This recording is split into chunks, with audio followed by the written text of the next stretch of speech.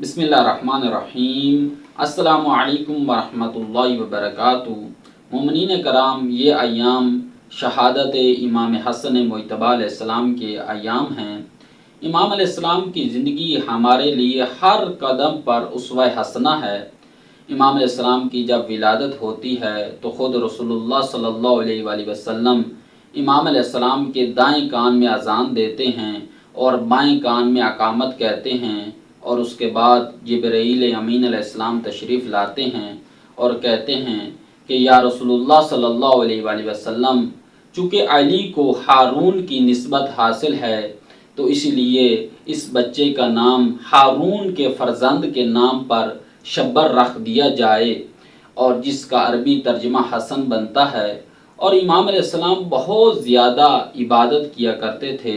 روایات میں یہاں تک ملتا ہے کہ امام علیہ السلام نے مدینہ سے مکہ کی طرف 25 حج پیدل کیے، اور جب امام علیہ السلام وضو کرنا شروع کرتے تو امام علیہ السلام کے جسم میں کپ کپی طاری ہو جاتی، اور امام علیہ السلام کے چہرے انور کا رنگ زرد ہو جاتا۔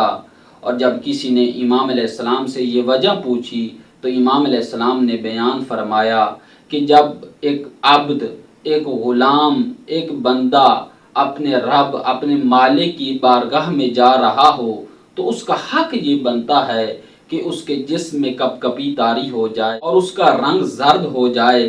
اور امام علیہ السلام سخاوت میں بھی بے مثال تھے کہ امام علیہ السلام نے 2 دفعہ اپنے گھر کا مکمل مال راہ خدا میں فقراء و مساکین کے درمیان تقسیم کر دیا۔ ایک شخص امام علیہ السلام کی خدمت میں آتا اور کہتا ہے کہ مولا میری کچھ مدد کیجئے، میں تنگ دست ہوں اور رزق کی بہت تنگی ہے۔